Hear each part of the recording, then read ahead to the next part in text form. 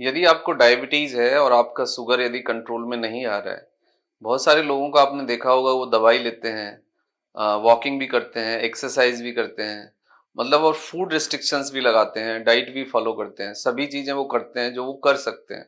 और डॉक्टर भी अपनी तरफ से पूरी कोशिश कर रहे होते हैं, लेकिन ब्लड शुगर कंट्रोल में नहीं आता, कोलेस्ट्रॉल या ट्राइग्लिसराइड्स कंट्रोल में नहीं आता, यूरिक एसिड कंट्रोल में नहीं आता, मोटापा नहीं घटता। यदि ये सब चीजें आपको हो रही हैं तो आप सब कुछ भूल जाइए, केवल एक चीज याद रखिए कि आपका लिवर फैटी है। आपका लिवर अच्छे से काम नहीं कर रहा है। यदि आपका लिवर फैटी है, लिवर अच्छे से काम नहीं कर रहा है, लिवर अपने फंक्शन को नॉर्मली परफॉर्म नहीं कर रहा है, तो आपका यूरिक एसिड कंट्रोल नहीं होगा, आपका ब्लड शुगर कंट्रोल में नहीं आएगा, आपका मोटापा नहीं घटेगा, आपका ट्राइग्लिसराइड कोलेस्ट्रॉल कंट्रोल नहीं होगा, आपका ब्लड प्रेशर कंट्रोल नहीं होगा। यदि ये सब चीजें हैं तो इसके पीछे जो रूट कॉज है, जो बुनियादी कारण है, वो है आपका फैटी लिवर। लिवर का अच्छे से काम ना करना। फैटी लिवर का मतलब है कि लिवर को जो डिटॉक्सिफिकेशन का, क्लीनिंग का प्रॉपर जो काम करना चाहिए वो नहीं कर रहा है। इस कारण आपके ब्लड लेवल में कुछ गंदगी, कुछ प्रोटीन, कुछ यूरिक एसिड्स, कुछ कोलेस्ट्रॉल, यानी इसको दूसरे शब्दों में समझें तो या तो फैट ज्यादा है, या सॉल्ट ज्यादा है, या फिर शुगर ज्यादा है। तो ब्लड के लेवल पे ये चीजें आपको रिफ्लेक्ट करेंगी।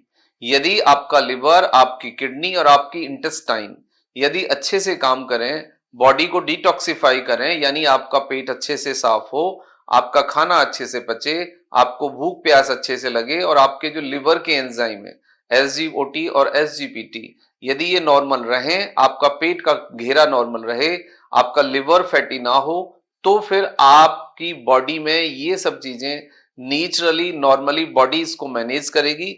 लेकिन यदि आपने लिवर का ध्यान नहीं रखा, लिवर की फंक्शनिंग पे फोकस नहीं किया, फैटी लिवर को रिवर्स नहीं किया, तो लेट एंड अर्ली आपको ये सब रेजिस्टेंट डेवलप होगी, और दवाई लेने के बावजूद भी आपका मोटापा कंट्रोल नहीं होगा, आपका डायबिटीज कंट्रोल नहीं होगा, आपका हाइपरटेंशन यानी ब्लड प्रेशर कंट्रोल नहीं होगा, आपको इरेक्टाइल डिसफंक्शन यानी सेक्सुअल वीकनेस, इजेकुलेशन का प्रॉब्लम, इरेक्टाइल डिसफंक्शन यानी आपको इरेक्शन की प्रॉब्लम आएगी, आपको हार्डनेस की प्रॉब्लम आएगी, आपको एंजाइटी होगी, आपको डिप्रेशन होगा, और आपको अर्ली एजिंग आएगी, मतलब बुढ़ापा आपको जल्दी आएगा, ऑस्टियोपोरोसिस या एंड्रोपोज स्टार्ट होगा, जिससे कि आपके पास दिमागी शारीरिक एनर्जी कम होगी, आपको फंक्शनल वीकनेस होगी, आपको थकान ज्यादा होगी।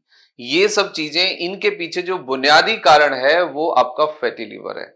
अब बुनियादी बात को हम आगे बढ़ाते हैं कि फैटी लिवर का रूट कॉज क्या है।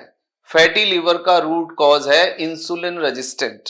यदि आपके बॉडी के अंदर इंसुलिन, जो कि कार्ब्स को मैनेज करता है, जो कि शुगर लेवल को मैनेज करने में मदद करता है, इंसुलिन और थायराइड, दो ये मेटाबॉलिक हार्मोन्स हैं जो आपके भूख प्यास, मोटापे को, डिटॉक्सिफिकेशन को इनडायरेक्टली और डायरेक्टली प्रभावित करते हैं। यदि ये दोनों हार्मोन्स के अंदर रेजिस्टेंट डेवलप हो जाए, इसका मतलब ये है कि वो हार्मोन्स उतनी मात्रा में बन तो रहे हैं जितनी मात्रा में बनना चाहिए, लेकिन वो अपना जो जॉब है, जो उसको काम करना है, वो अच्छे से नहीं कर पा रहे हैं, मतलब एक रेजिस्टेंट डेवलप हो गई है, उससे अब उनका जो जॉब है वो परफॉर्म नहीं हो रहा है। इंसुलिन रेजिस्टेंट के पीछे क्या कारण है, अब उसको समझना होगा। आपके यदि फैटी लिवर हो रहा है, इंसुलिन रेजिस्टेंट आ रहा है, तो उसके पीछे सबसे बड़ा कारण है लगातार स्ट्रेस और स्लीप की कमी। यदि आप लगातार कम सोते हैं, आपको लगातार स्ट्रेस बना रहता है, तो उससे आपको फैटी लिवर होगा। आपके खाने में यदि बहुत ज्यादा शुगर यानी व्हाइट शुगर और शुगर कंटेनिंग फूड बहुत ज्यादा है, तो उससे फैटी लिवर होगा। कार्ब्स ज्यादा है तो उससे फैटी लिवर होगा। Refined form of the food in any form यदि आप ज्यादा ले रहे हैं और डीप फ्राइड फूड खा रहे हैं, तो उससे फैटी लिवर होगा। अब इसके पीछे कुछ जेनेटिक रीजन भी होते हैं और सेडेंटरी लाइफस्टाइल। जेनेटिक रीजन मतलब जैसे डायबिटीज, ब्लड प्रेशर, दिल दिमाग की कुछ बीमारियां आनुवांशिक होती हैं, माता पिता से आती हैं, वैसे ही फैटी लिवर भी हमें अपने पेरेंट्स से भी मिलता है। लेकिन पेरेंट्स भी यदि फैटी लिवर डिसीज के अंडर हैं, तो आप उसके बावजूद भी right food, right exercise, right sleep के साथ आप इन चीजों को रोक सकते हैं। इसको मतलब डिले कर सकते हैं, प्लस इससे कंप्लीटली बच भी सकते हैं। लेकिन आपको अपने फूड को, अपनी लाइफस्टाइल को, अपनी एक्सरसाइज को रेगुलेट करना होगा, फिक्स करना होगा, डिसिप्लिन में रहना होगा। अब बात आती है कि यदि ऐसा है तो फिर मैनेजमेंट क्या है। मैनेजमेंट आपको केवल फैटी लिवर का करना है, अपने वेट को संभालना है, और जो दूसरी चीजें हैं वो खुद से ठीक हो जाएंगी। सबसे पहले आप 30 से 40 मिनट एक पॉजिटिव वर्कआउट करिए या तेज वॉकिंग करिए, मतलब आपको पसीना आए और आपकी दिल की धड़कन डबल हो। आप एरोबिक्स कर सकते हैं, फिटनेस सेंटर जा सकते हैं, जिम जा सकते हैं, but 30 to 40 minutes 5 day in a week एक पॉजिटिव एक्सरसाइज आपको करनी होगी। प्लस अच्छी स्लीप, यानी 8 घंटे आपको सोना है।